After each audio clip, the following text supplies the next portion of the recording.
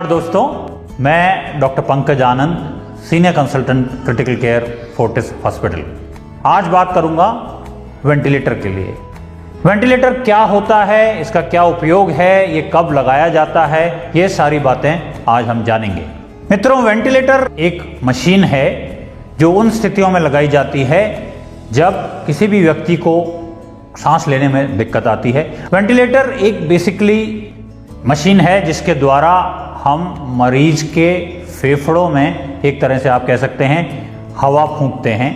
वो मरीज जिनको पूरी रक्त में किसी भी वजह से ऑक्सीजन नहीं पहुंच पा रही, या वो मरीज जिनके शरीर में कार्बन डाइऑक्साइड की मात्रा बढ़ रही है, उनमें अधिकतर मामलों में वेंटिलेटर का उपयोग होता है। वेंटिलेटर एक मशीन है जो माइक्रो प्रोसेसर बेस्ड मशीन होती है। इसमें एक टरबाइन होती है जिसके द्वारा कुछ फोर्स से हम मरीज के फेफड़ों में ऑक्सीजन भेजते हैं। वो मरीज जिनकी कोई ऐसी बीमारी है कि उनके फेफड़ों में या रक्त में ऑक्सीजन की मात्रा प्रचुर नहीं हो रही है, उन मरीजों में इसका अत्यधिक उपयोग होता है।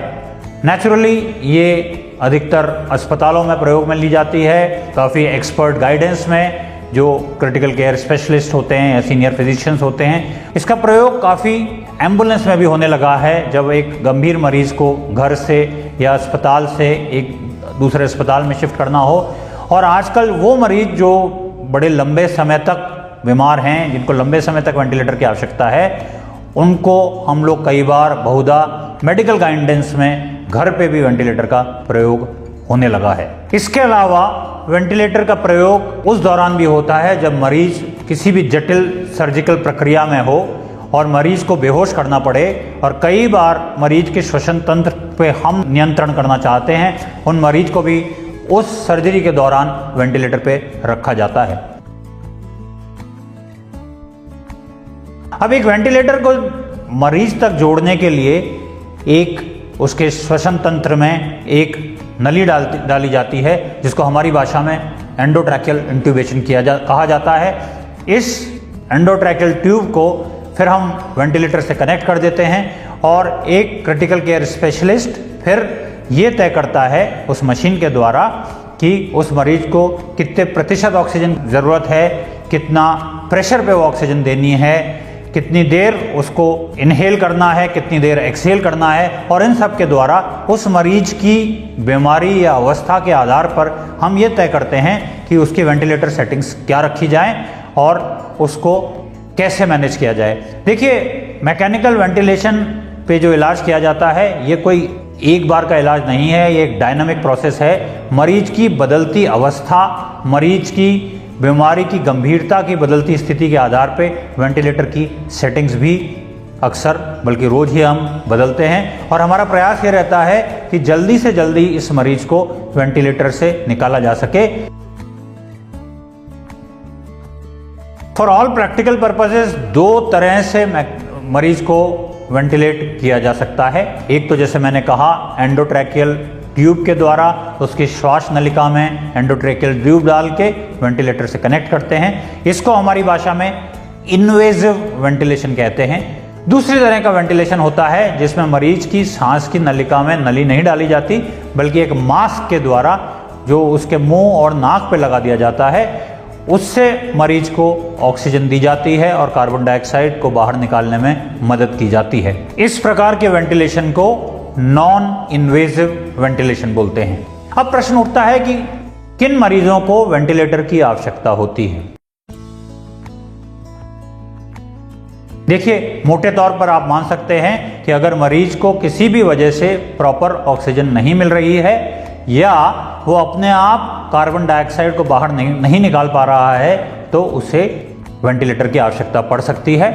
अब इनमें वो बीमारियां होती हैं जैसे कि निमोनिया, जैसे कि एडल्ट रेस्पिरेटरी डिस्ट्रेस सिंड्रोम या ARDS, जैसे किसी को चोट लग गई है, आघात हुआ है, फेफड़े में चोट लगी है, या वो मरीज जो पूरी सांस नहीं ले पा रहे हैं कि उनके सिर में चोट लगी है, हेड इंजरी के पेशेंट्स, या किसी भी वजह से मरीज अगर बेहोश है और अपनी सांस खुद नहीं ले पा रहा है, तो उसको ये असिस्टेड वेंटिलेशन हमें देना पड़ता है। इसमें कई तरह की पॉइजनिंग्स भी होती हैं, तो इसके बहुत सारे कारण हैं। एक बहुत कॉमन कारण हमने देखा ही है, स्वाइन फ्लू या इवन कोविड में जो पेशेंट्स थे जिनके फेफड़ों में मेजर आघात हुआ था, उनमें बहुत वेंटिलेटर ने लाभ दिया है।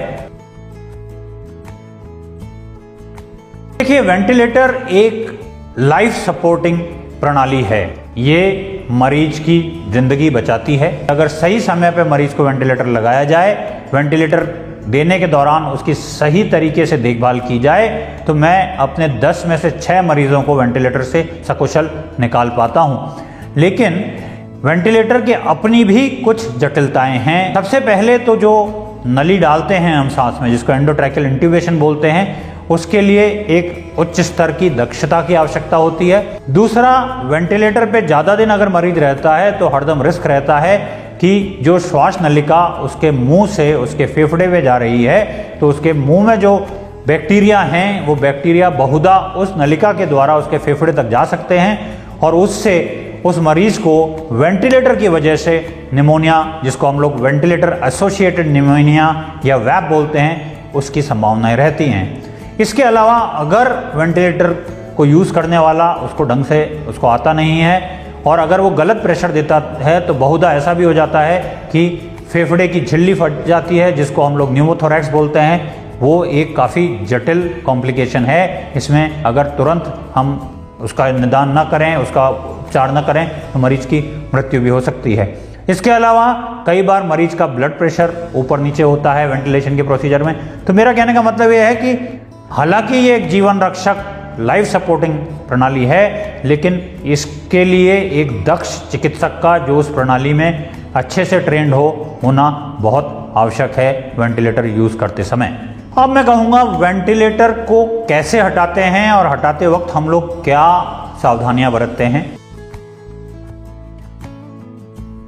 देखिए, जैसा मैंने कहा, किसी पेशेंट को वेंटिलेट करना कोई एक बार की प्रक्रिया नहीं है, ये एक सतत प्रक्रिया है। जब मैं रोज़ आईसीयू में मेरे उस पेशेंट के सामने जाता हूं जो वेंटिलेटर पे है, तो मैं रोज़ अपने आप से पूछता हूं कि मैं क्या इस पेशेंट को वेंटिलेटर से हटा सकता हूं। दूसरे शब्दों में, क्या मेरे मरीज की वो बीमारी जिसकी वजह से उसको वेंटिलेटर पे लिया था इतनी ठीक हो चुकी है कि मरीज स्वतः सांस ले पाएगा, स्वतः ऑक्सीजन ले पाएगा, स्वतः कार्बन डाइऑक्साइड निकाल पाएगा।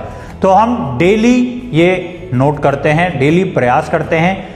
वेंटिलेटर में मोटा मोटा कहूँ तो 2-3 मोड्स होते हैं। एक जिसको बोला जाता है कंट्रोल मोड। कंट्रोल मोड का अर्थ है कि मरीज की श्वास प्रक्रिया पे पूरा कंट्रोल डॉक्टर का है।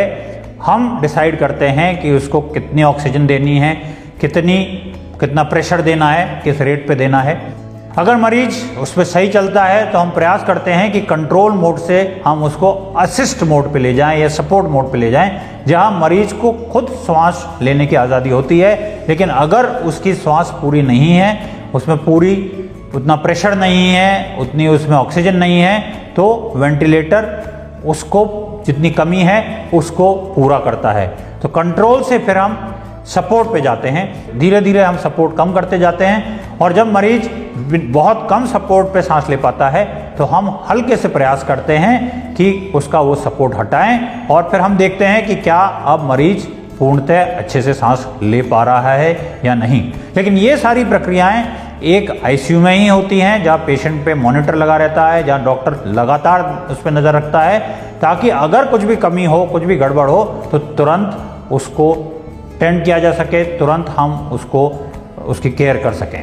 देखिए, वेंटिलेटर मैं फिर कहूँगा एक जीवन रक्षक प्रणाली है अगर वो सही हाथों में है। ये दुर्भाग्य है मुझे ये कहते हुए कि बहुत सारे लोग कहते हैं कि मरे हुए मरीज को वेंटिलेटर पर डाल सका।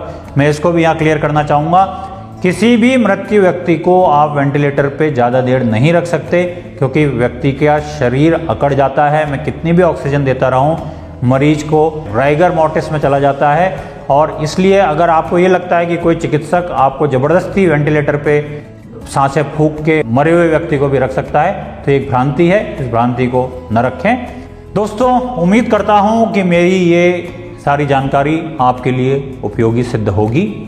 फिर भी अगर आपको कोई मन में कोई भी संशय है वेंटिलेटर या वेंटिलेटेड पेशेंट या कोई भी गंभीर रोगी के संदर्भ में, तो आप कभी भी मुझे संपर्क कर सकते हैं। मैं सीनियर कंसल्टेंट हूँ फोर्टिस हॉस्पिटल जयपुर में, सदैव आपके लिए तत्पर।